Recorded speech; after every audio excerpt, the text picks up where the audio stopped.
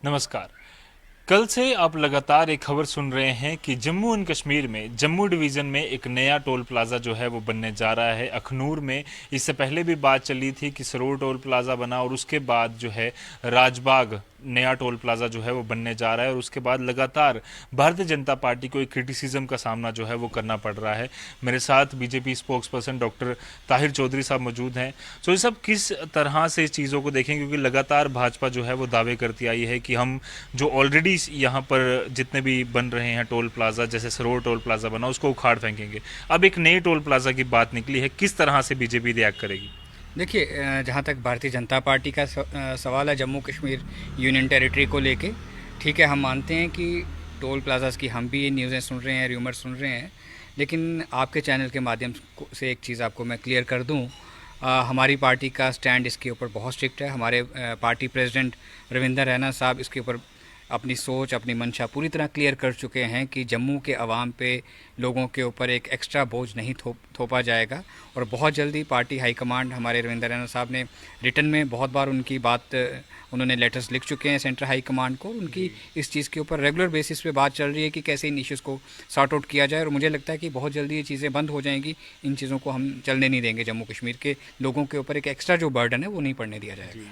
Doctor साहब, ये भी देखा गया कि लगातार भारतीय जनता पार्टी जो है बात तो करती आई, पर फिर भी कहीं ना कहीं जो या तो एडमिनिस्ट्रेशन भारतीय जनता पार्टी की बात नहीं सुन रही, या फिर यूनियन गवर्नमेंट में कुछ ऐसी बातें हैं। कई बार बात भी निकली कि शायद सेंटर जो है वो स्टेट की बीजेपी की बात नहीं सुन पाती। क्या ऐसा भी है या फिर कुछ और चीज़ें हैं जिसकी वजह से सारी रुकावटें आ रही हैं? नहीं नहीं, देखिए, जहाँ तक जम्मू कश्मीर की आप बात करते हो, 5 अगस्त के बाद जब यूनियन टेरिटरी में JNK स्टेट कन्वर्ट होगी और उसके बाद सारा कंट्रोल सेंट्रल हाई कमांड का जम्मू कश्मीर के ऊपर है। और जहाँ तक हमारे सेंट्रल हाई कमांड के और जम्मू भारतीय जनता पार्टी के रिलेशंस हैं, हमारे बहुत अच्छे फैमिली रिलेशंस हैं।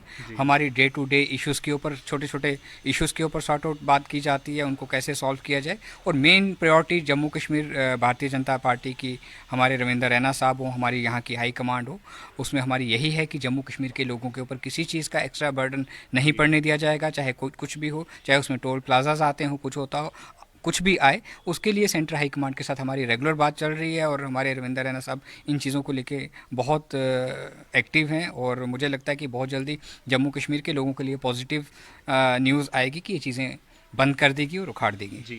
पर वहीं एडमिनिस्ट्रेशन की बात करें, जम्मू कश्मीर एडमिनिस्ट्रेशन की, तो हमने कई बार देखा कई सारे मुद्दे और भी थे, जैसे SRO 202 की हो या बाकी सब बातें हो। एडमिनिस्ट्रेशन जो है वो कहीं ना कहीं ऐसा लगता है कि भारतीय जनता पार्टी की बात नहीं सुनती।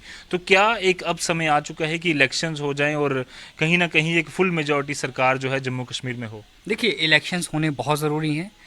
आज के डेट में जम्मू कश्मीर यूनियन टेरिटरी में आम आदमी के, आम आवाम की बात अगर आप करोगे, लोगों को छोटी छोटी जो उनकी मसाइल्स होती हैं, उनकी प्रॉब्लम्स होती हैं, वो उनको सॉल्व करने में बड़ी प्रॉब्लम होती है। और एक, अगर आपको किसी जनरल डिपार्टमेंट में किसी सेक्रेटरी को मिलना है, किसी भी ब्यूरोक्रेट को मिलना है, तो वो लोग ना तो मिल पाएंगे, ना उनकी प्रॉब्लम सॉल्व होगी, और लोग बड़े परेशान हैं इन चीज़ों को लेके।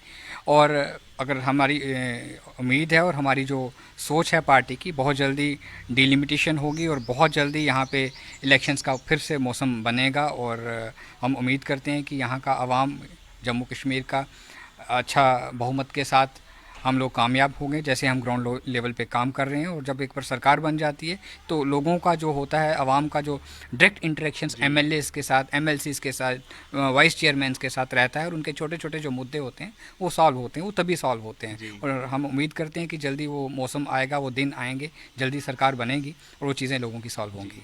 डॉक्टर साहब, ये भी देखा गया डिलिमिटेशन की, अगर आपने जैसे बात की, तो कई सारी पार्टी, जैसे नेशनल कॉन्फ्रेंस के फारूक अब्दुल्ला साहब ने साफ कर दिया कि मैं उसमें भागीदारी जो है वो अपनी नहीं दूंगा। और क्या ये रुकावटें डिलिमिटेशन के लिए तैयार की जा रही हैं कि जो गलतियां उन पार्टीज़ ने की हैं वो शायद इस डिलिमिटेशन से जो है वो उजागर होंगी, और उसके बाद डिलिमिटेशन पूरे फैक्चुअल तरीके से होगी, और हो सकता है कहीं ना कहीं जम्मू को और खासकर भारतीय जनता पार्टी को फ़ायदा हो?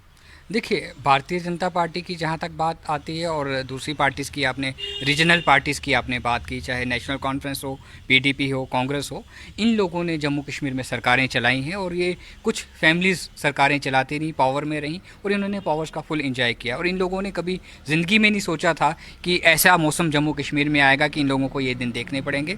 हम शुक्रगुजार हैं सेंट्रल हाई कमांड के कि ऐसे चेहरे सेंटर में आए जिन्होंने बड़े बड़े फैसले लिए और जम्मू कश्मीर के एक आम आदमी को, ग्राउंड का जो आदमी, अगर आप ग्राउंड में जाके बात करते हो, चाहे कश्मीर में करते हो, जम्मू में करते हो, डोडा भद्रवाह में करते हो और जोरी पुंछ में करते हो, एक ज़मीन पे सड़क पे चलने वाला आदमी इन हालात में बहुत खुश है। उन्होंने शुक्र किया है कि इन लोगों के जो सरकारें चलती थी, इन लोगों की जो पॉलिसीज़ थी लेके, क्योंकि इनकी फैमिली की पॉलिसीज़ होती थी, कैसे देखा जाता था कि कैसे बेटी को फ़ायदा मिलेगा, कैसे बेटे को फ़ायदा मिलेगा, ये वो वाली सरकारें चलाते थे और इन लोगों ने जम्मू कश्मीर को लूटा है आज तक।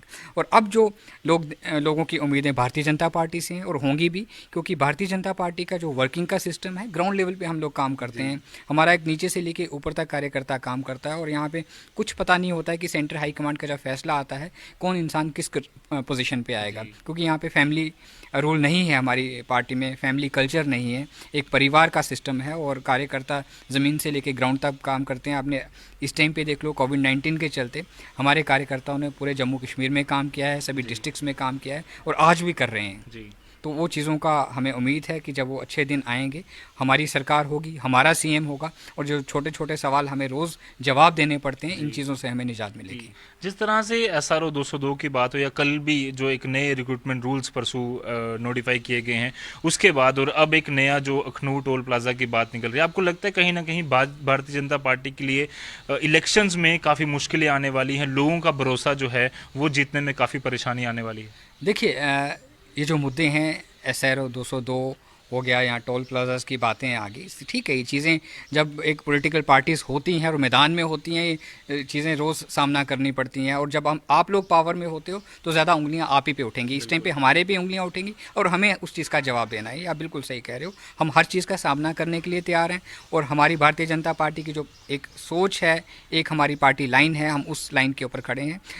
देश की वाहिद एक भारतीय जनता पार्टी ऐसी पार्टी है, हम जो चीज़ कहते हैं उसको पूरा करते हैं। आज की डेट में इसका पूरे दुनिया ने इस चीज़ की एग्जांपल देख ली है, चाहे उसमें आर्टिकल 370 की बात करो, राम जन्मभूमि की बात करो, ट्रिपल तलाक, बहुत सारी एग्जांपल्स हैं। हमने जो कहा हमने उसको पूरा किया और जम्मू कश्मीर के अवाम के लिए, जम्मू कश्मीर के यूथ के लिए भारतीय जनता पार्टी हर जगह पे, हर जगह आपको खड़ी मिलेगी, उनके हक के लिए, उनके जॉब्स के लिए, किसी भी चीज़ के लिए हम लड़ने के लिए तैयार है और लड़ते रहेंगे हम, क्योंकि हमारे प्रेसिडेंट साहब की सुबह से शाम तक वो एक हमें रब का ऐसा दिया हुआ बंदा मिला हुआ है। रविंदर रैना साहब की मैं बात करूंगा, वो सुबह से लेकर शाम तक लोगों के छोटे छोटे मसाइल्स के लिए लड़ते हैं, झगड़ते हैं, एडमिनिस्ट्रेशन के साथ जूझते हैं, सेंटर हाई कमांड के साथ वो झगड़ा करते हैं।